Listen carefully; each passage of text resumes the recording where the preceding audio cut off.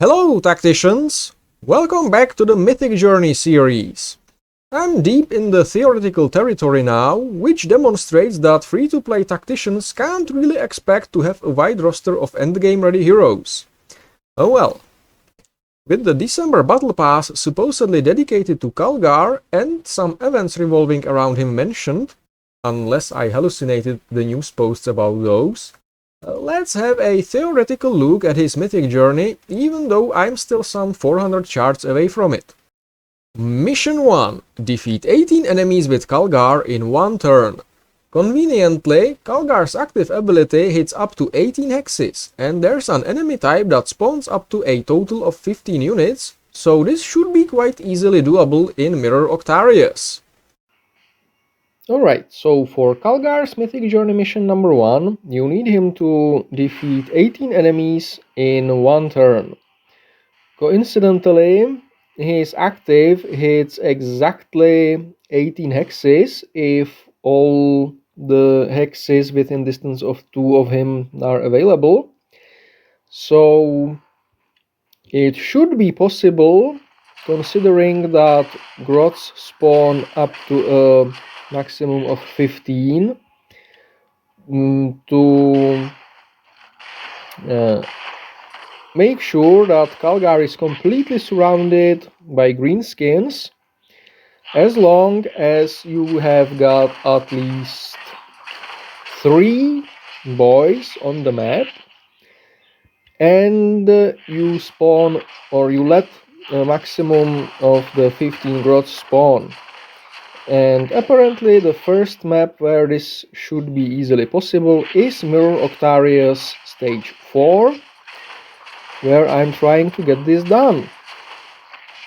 Now, I'm trying to get my designated victims removed so that the green turds surround Calgar, and it's gonna take a while because, well, even at Stone 1 the boys and grots here just don't deal much damage, but it's gonna happen eventually.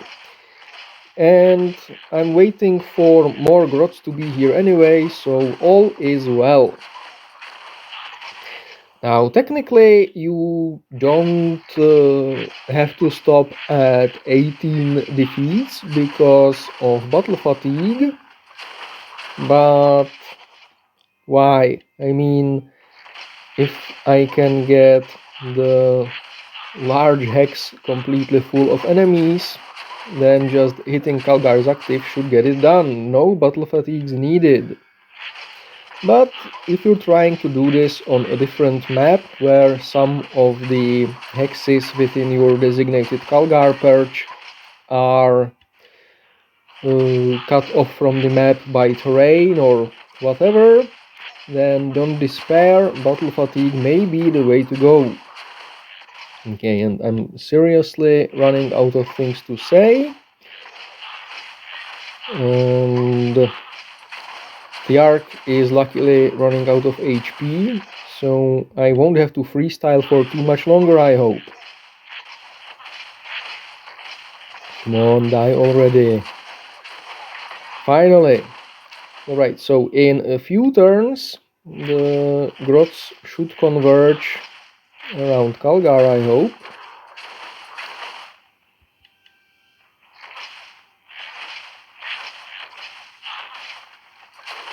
Good. There definitely is enough enemies, but they will probably stop moving soon-ish. No, never mind. So just this hex needs to be occupied. And I don't think it will be. Then again, yeah, I think that grot in the northeast is getting in range.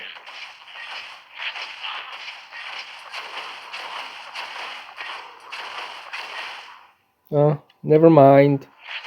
Okay, I haven't counted the grots, but looks like this is it. So one hex in Calgar's range is not occupied, so there needs to be one battle fatigue among the 4 enemies that are out of his range. Oh well, wish me luck. Brrrt. Good. So that was something like 19, maybe 20 defeats. Probably 20. I don't care. This is how you get the mission done. There. Moving on. Mission 2. Deal 50,000 damage with Calgar in one turn. This mission is probably intended to be a "have you wasted enough badges on this shit ability" check. Yes, you heard right. My official opinion is that Calgar's active isn't really worth the badges now. It was dangerous in the first year of Tacticus because you could level it to 50 at the Diamond 1 cap, and in the second year of Tacticus because of the double Ragnar Yiv, but it trailed off hard since then, and now is a niche thing that I mostly use as a nothing else to do ranged attack when I can't or don't want to attack normally with Calgar in raids due to positioning, or maybe to strip Terminator armor in the Magnus fight. Anyway, I was planning to make a really hardcore Excel sheet for its damage output, only to at some point realize that in practice you just need Calgar surrounded by 18 enemies with at least 2800 HP each, and his active needs to deal that plus the enemy's armor's worth of damage per hit to be reliable. Conveniently, the Onslaught Tyrannids cap out at somewhere around that. In fact, turns out that at sector 117, where I am now, there's actually some HP to spare, so let's see how my level 41 Calgar's active does there. Right, so for Calgar's Mythic Journey mission number 2, you need him to deal 50,000 damage in one turn, and, well, I probably already did the theoretical right before this, so I'm gonna skip most of the maths now. The TLDR is that at Onslaught Sector 107, the Hormagaunts have 3.2k HP with a little over 500 armor. The Thermagaunts are a little smaller, but nevertheless, if you can get a full field around Calgar, then at this stage 11 Thermagaunts apparently are still fine if I didn't do the maths the other way around. So the goal here is to somehow bring a full field of Hormagaunts around Calgar. The fewer Thermagaunts there are, the better. And, well, it's both made easier and more difficult because of the NIDS's instinctive behavior. So you basically need well, a lot of free hexes around Calgar. That's requirement number 1. And requirement number 2, you need to keep Calgar alive until he is completely surrounded, at which point you need to bail out as far as possible so that he can get sort of surrounded from behind as well. And then the brrrt will have to be enough. Theory-wise, you want your Calgar to deal ideally 3.8k damage per hit here. That should be doable at a higher level of his active than my 41. So I'm not really trying to show how I theoretically do this mission. I'm just trying to do the bait out now and make Calgar surrounded, well, on as many hexes as I can.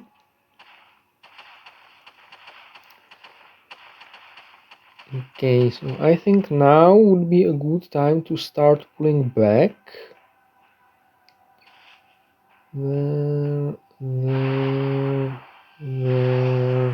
There. trying to keep Izzy alive. Calgar should survive on his gravis.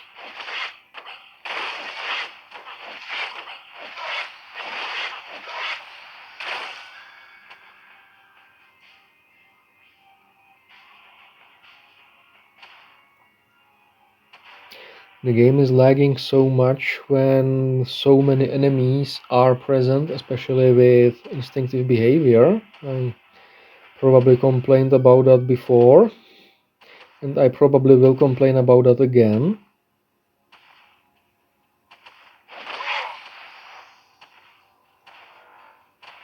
Okay, so now only 3 hexes in Calgar's range are unoccupied. Namely... No, wait, not 3, even just 2. This one and this one. Let's see about that. There. That should get, hopefully, this one occupied. But these 2 guns are gonna move somewhere, I'm afraid. But yeah, if all of the guns here were Horma guns, which most of are, except 2 of them, then I think I have enough HP around me to get the mission done now, assuming I were on it and Calgar's active was big enough.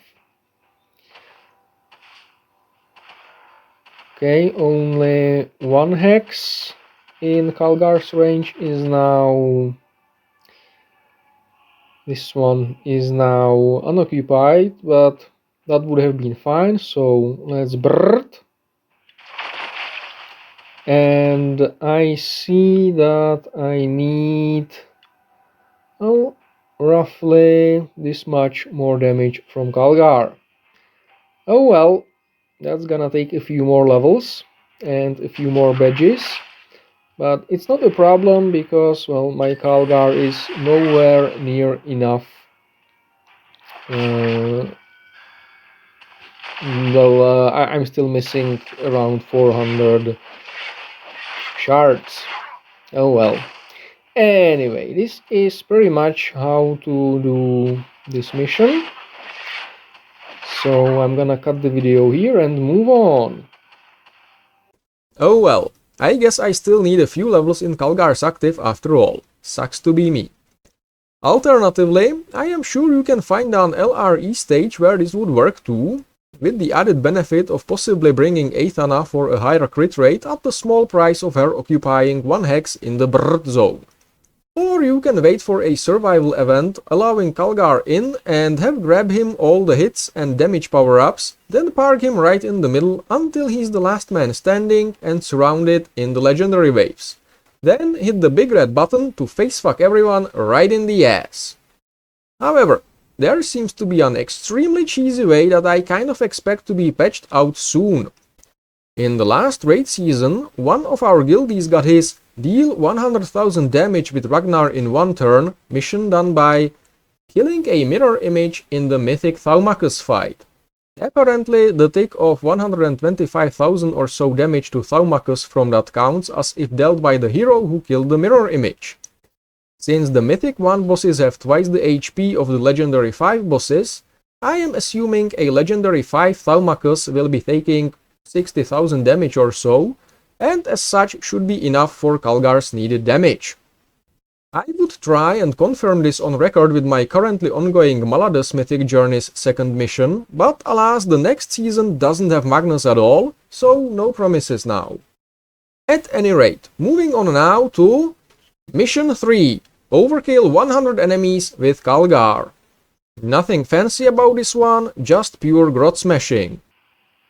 Right, so for Calgar's third Mythic Journey mission, we need him to overkill 100 enemies, and that, as usual, is a Groticide stage in Mirror Octarius 44 for me.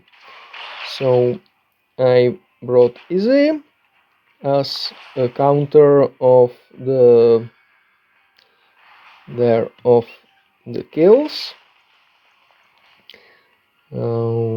Assume positions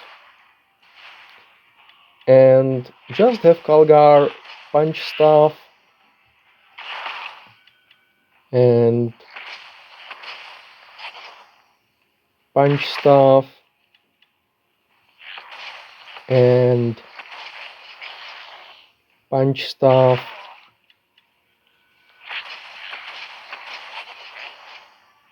and for a change punch stuff until the Act of Faith on Izzy,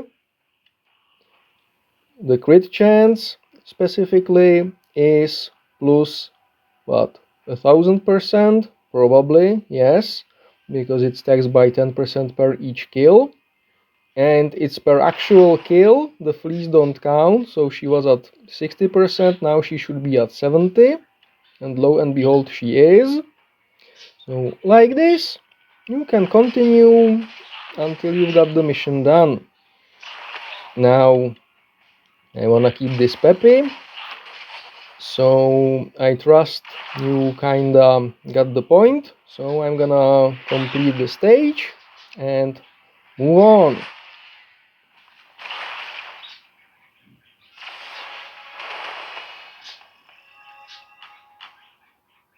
Mission 4.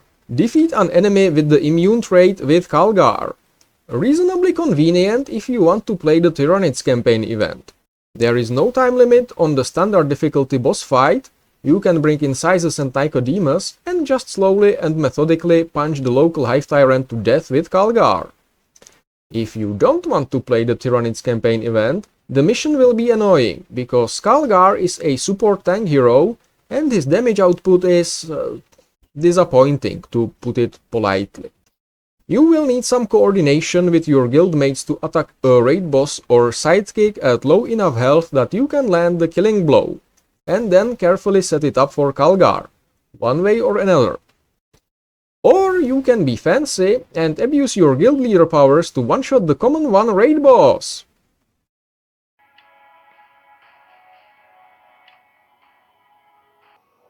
Alright, so for the fourth Calgar's Mythic Journey mission, you need him to finish off a immune unit, which means a raid boss.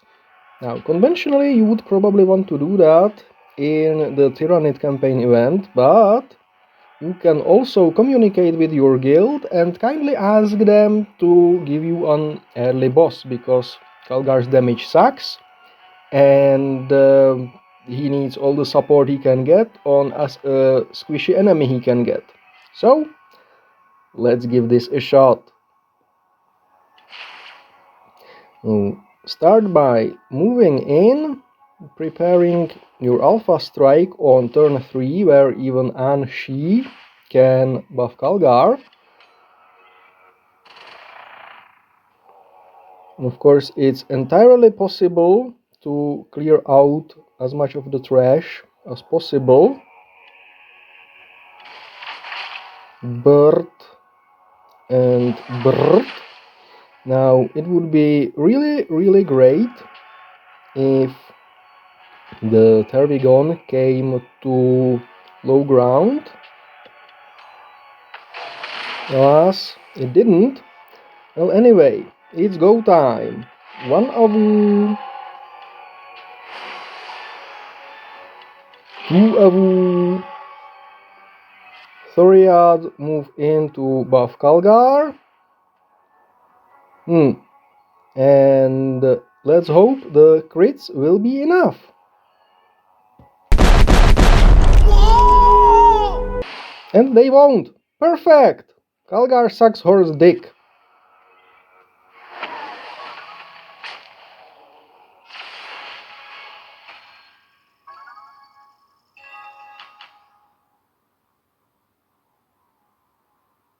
Mission 5.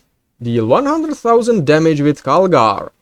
Probably most sanely done in Onslaught or just grinded out over time, but the most economic way is definitely a good old Grotticide. For the fifth and final Calgar's Mythic Journey mission, he needs to deal 100,000 damage. So unless you do a bit of an exploit that I may or may not have mentioned around mission 2, you will need to be killing a lot of grots. Well, if you wanna do it absolutely economically, that is, you can of course just keep punching whatever and wherever with Calgar, and the result is gonna be all the same. Some time ago, when I was talking about a deal 100,000 damage mission, I concluded that you need something like 350 kills here, if I remember right. So once again, Isabella is gonna be counting the kills with her act of faith, and so long as you don't kill anything other than grots with Calgar, or that you don't kill any grots with anything other than Calgar, you should be perfectly fine once you have reached 350. Now, I've done full runs of these missions before. It was not fun, and I was gonna edit that out to the end of the video anyway, just showing Izzy at plus 3.5k% crit chance, but I believe you got the point even without that, so time to clear the stage and call this a day.